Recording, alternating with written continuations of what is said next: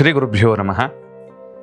Beyond ಲಿಮಿಟ್ಸ್ನ ಎಲ್ಲ ವೀಕ್ಷಕರಿಗೂ ಕೂಡ ನವರಾತ್ರಿ ಹಬ್ಬದ ಶುಭಾಶಯಗಳು. ನಾವು ನವರಾತ್ರಿಗೆ ಪರ್ವಕಾಲದ ಒಂದು ವಿಶೇಷವಾಗಿರತಕ್ಕಂತಹ ಸಂದರ್ಭದಲ್ಲಿ ಇದ್ದೇವೆ. ನವರಾತ್ರಿಗೆ ಮೊದಲನೆಯ ದಿನ ಆ ದುರ್ಗಾಮ್ಮನವರ ಆರಾಧನೆಯನ್ನು ಮಾಡಬೇಕಂತ. ಎಂತಹ ದುರ್ಗಾಮ್ಮನವರು ಅಂತಂದರೆ ಆಕೆಗೆ ಒಂದು ಹೆಸರಿದೆ, ಶೈಲಪುತ್ರಿ ಅಂತ ಕರೀತಾರೆ. ಆ ಶೈಲಪುತ್ರಿ ಎಂಥವಳು ಅಂತನ್ನುವುದನ್ನು ನೋಡಿ ಶೈವಾಗಮಗಳಲ್ಲಿ ದೇವಿ ಪುರಾಣದಲ್ಲಿ ತಿಳಿಸಿಕೊಡ್ತಾರೆ. ಮೂಡಿ ಕೃಷ್ಣರಾಜ ಒಡೆಯರ್ ಮೈಸೂರಿನ ಅರಸರು ತಮ್ಮ ಶಕ್ತಿ ನಿಧಿ ಎನ್ನುವ ಗ್ರಂಥದಲ್ಲೂ ಕೂಡ ಅದನ್ನು ದಾಖಲೆ ಮಾಡಿ ತೋರಿಸ್ತಾರೆ.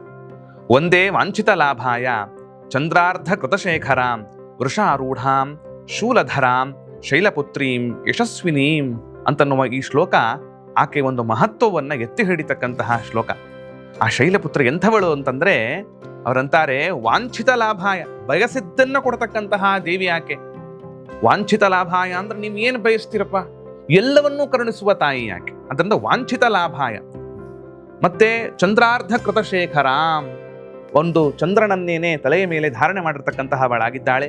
ವೃಷಾರೂಢಾಂ, ಎತ್ತನ್ನೇ ಆಕೆ ವಾಹನವನ್ನಾಗಿ ಮಾಡಿಕೊಂಡಿದ್ದಾಳೆ. ಶೂಲಧರಾಂ, ತ್ರಿಶೂಲವನ್ನ ಕೈಯಲ್ಲಿ ಹಿಡಿದುಕೊಂಡಿರ್ತಕ್ಕಂತಹವಳಾಗಿದ್ದಾಳೆ.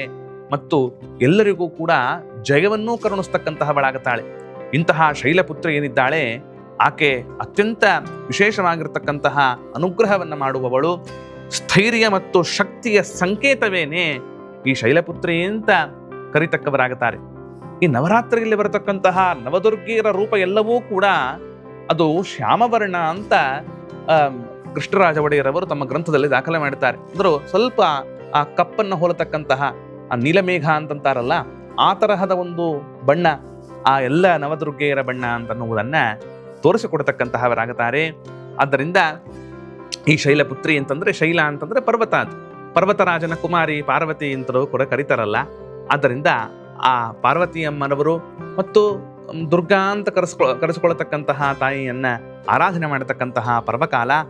ಒಂದೊಂದು ದಿನವೂ ಕೂಡ ಒಬ್ಬೊಬ್ಬ ಕುಮಾರಿ ಮುತ್ತೈದೆಯರನ್ನ ಕರೆದು ಅವರಿಗೆ ಅಂದ್ರೆ ಅವರಲ್ಲಿಯೇನೆ ಆ ಶೈಲಪುತ್ರಿ ಇದ್ದಾಳೆ, ಆ ದುರ್ಗಾಮ್ಮನವರ ಸನ್ನಿಧಾನ ಇದೆ ಅಂತನ್ನುವುದನ್ನು ಚಿಂತಿಸಿ ಕುಮಾರಿಯರ ಪೂಜೆ ಮಾಡತಕ್ಕಂತಹ ಕ್ರಮವೂ ಕೂಡ ನಮ್ಮಲ್ಲಿ ಇದೆ. ಎಲ್ಲರಿಗೂ ಕೂಡ ಅವತ್ತು ಈ ನಾರಿಕೇಲ ಅಂತಂತಾರಲ್ಲ, ತೆಂಗಿನಕಾಯಿ ಅಂತ ಕರೀತಾರೆ, ಅಥವಾ ಕದಲಿ ಫಲ ಬಾಳೆಹಣ್ಣು ಅಂತಿರಬಹುದು. ಪ್ರತಿನಿತ್ಯವೂ ಕೂಡ ಒಬ್ಬ ಕುಮಾರಿ ಮುತ್ತೈದೆಯನ್ನ, ಅದು ಒಂದು ವರ್ಷ ಇರಬಾರದು, ಮತ್ತೆ 2 ವರ್ಷದಿಂದ ಪ್ರಾರಂಭ ಮಾಡಿಕೊಂಡು 10 ವರ್ಷದವರೆಗಿನ ಕನ್ಯೆಯರನ್ನ ನಾವು ಕರಿತಕ್ಕಂತಹವರಾಗಿ ಅವರಿಗೆ ಕೊಡ್ತಕ್ಕಂತಹ ಒಂದು ಏನೋ ಒಂದು ದಾನವೋ ಅಥವಾ ಅವರಿಗೆ ಒಂದು ಕೇಶ ವಿನ್ಯಾಸಕ್ಕೆ ಬೇಕಾಗಿರತಕ್ಕಂತಹ ಪದಾರ್ಥಗಳು, ಇವುಗಳಿಂದ ದುರ್ಗಾ ಅಮ್ಮನವರು ಪ್ರೀತರಾಗ್ತಕ್ಕಂತಹವರಾಗುತ್ತಾರೆ ಅಂತನ್ನುವ ಕ್ರಮವು ನಮ್ಮಲ್ಲಿ ಇದೆ. ಆದ್ದರಿಂದ ಕೇಶ ಸಂಸ್ಕಾರಕ್ಕೆ ಮೊದಲನೇ ದಿನ ಮಾತ್ರ ಕೇಶ ಸಂಸ್ಕಾರಕ್ಕೆ ಉಪಯೋಗವಾಗ್ತಕ್ಕಂತಹ ವಸ್ತುಗಳನ್ನ ದಾನ ರೂಪದಲ್ಲಿ ಕುಮಾರಿ ಮುತ್ತೈದೆಯರಿಗೆ ಕೊಡಬೇಕು. ಅದರಿಂದ ಅವರಲ್ಲಿರ್ತಕ್ಕಂತಹ ದುರ್ಗಾ ಅಮ್ಮನವರು ಪ್ರಸನ್ನರಾಗಿ ಅನುಗ್ರಹವನ್ನು ಮಾಡುತ್ತಾರೆ ಅಂತನ್ನುವುದನ್ನ ತಿಳಿಸಿಕೊಡುತ್ತಾರೆ.